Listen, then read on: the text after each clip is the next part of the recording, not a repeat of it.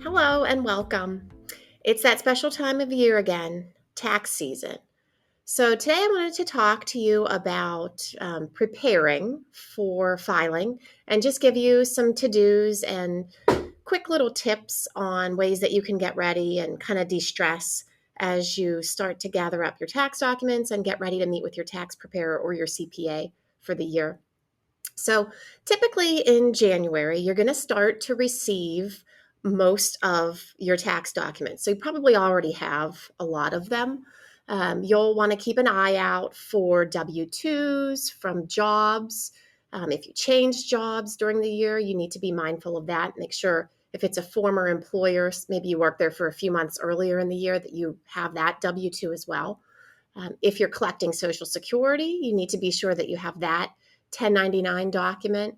If you have investments with different investment firms and banks, you want to be sure that you have those 1099s as well.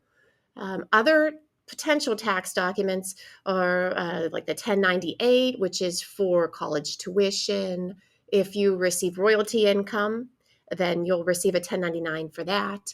And also, if maybe you won some money at the casino, so you'll get a 1099 for any gambling winnings throughout the year. And potentially K1s if some of your investments pay out different types of income, or if you have an ownership in a business, then you might get a K1. So that'll need to be included as well.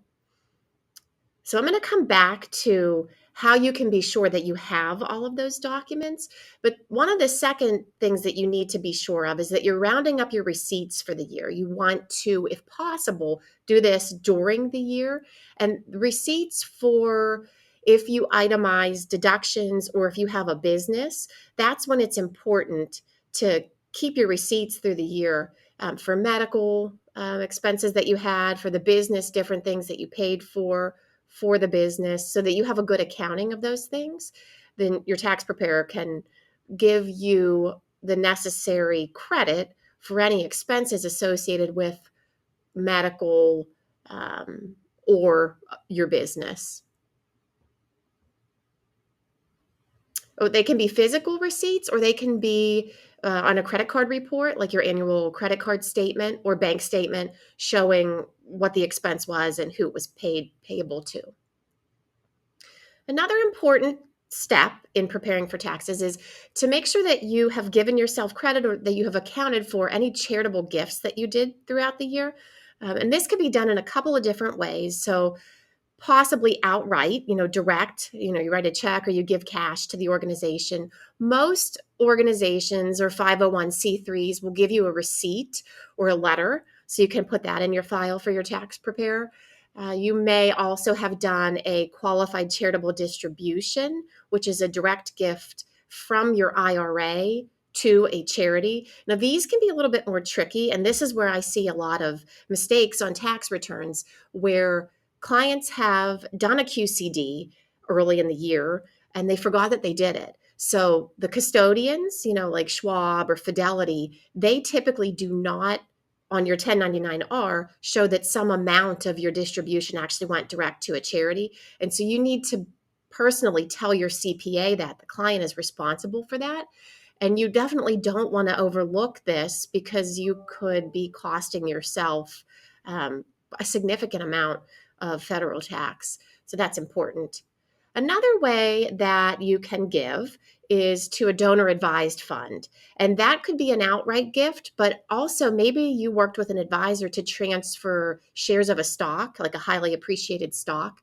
So that's another area that could be forgotten. So it's the qualified charitable distributions, direct transfer from an IRA to a charity, and the donor advised funds that can, kind of leave a little hole when preparing.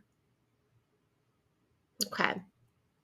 One other item is to just create a list of personal information. Now, if you're working with the same tax preparer, they very likely already have this, like your social security number, your spouse's, if you're claiming dependents, the children, if you have properties, the addresses of those properties. So you might want to just review anything new that has come up. Was there a birth? Did someone pass away? Did you buy a new property? And make a list for your tax preparer of those new events, and then any personal information that is associated with those new occurrences. Um, you should have a copy of your prior year's tax return when you're preparing. And again, if you're using the same tax preparer, they have that, but it can really be helpful to you. Your last year's tax return it's a wealth of information for you in preparing for your current or your next filing. Um, so in the return, there's various schedules, and there's some that are more common than others.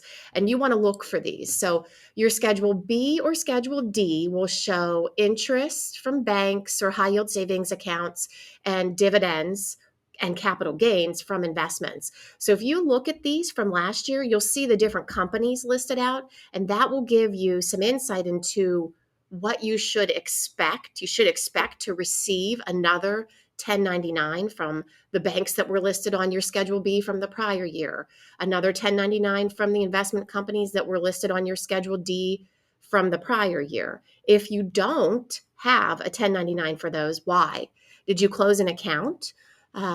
Did you sign up for electronic delivery of a tax document and forgot that you did that? Some investment firms and banks, they won't send paper 1099s anymore. They'll only send them electronically. So you need to be mindful of that, and looking at your last tax return and those two schedules, that'll help you get a good accounting of what you have and what you don't have already for the new tax year filing. Okay, some other schedules to be mindful of in looking at your last year's tax return will be Schedule C. So if you had self-employment income, Schedule E would be supplemental income. Do you have a rental property? Do you have royalty income?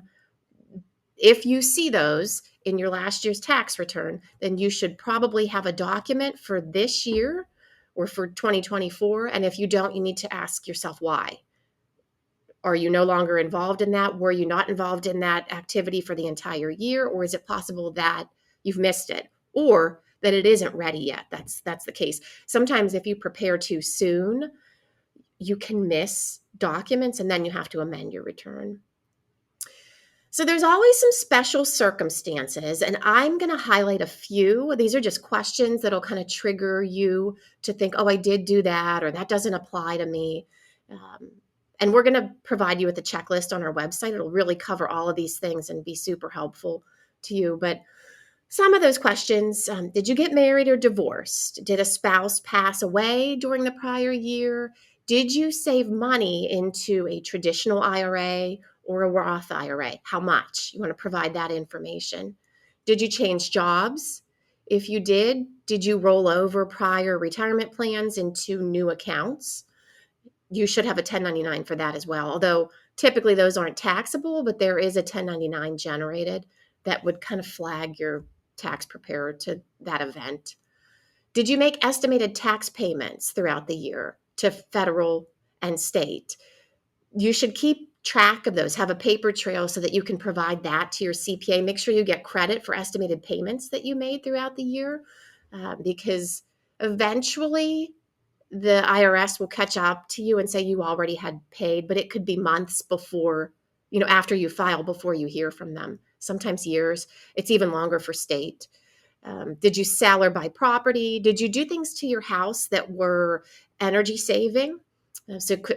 And that would allow you to possibly be entitled to a credit, some type of energy saving tax credit. Did you contribute to a 529 plan? Because you can oftentimes, depending on the state you live in, get some kind of a credit for state taxes there. And did you pay tuition? Because you may qualify for education credits. So those are just some of the questions that you should consider when you're gathering your other tax documents. So one of the last items is if you're expecting a large refund, make sure that you have all of the things that entitle you to that, which is mostly what I covered already. But make sure you're accounting for expenses that you had that may be deductible. If you aren't sure what those are, you can talk to us or talk to your tax preparer directly.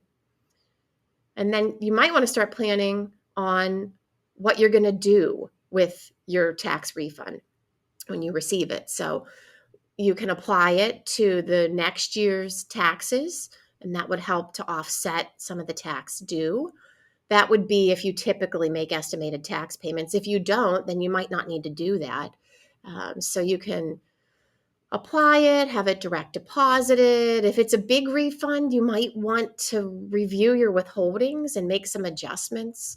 You could pay down debt with it, and you could use it to build up cash reserves and find a high yield savings account and throw your refund there. A lot of people will use it as their vacation fund. So those are just some ideas for what to do with a tax refund.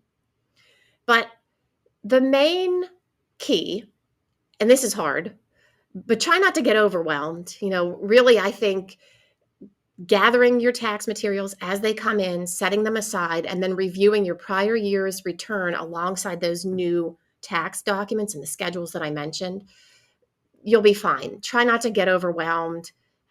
Work with your advisor, work with your tax preparer, ask questions. If you aren't sure if something's deductible, make sure you ask about it, and you'll get through it.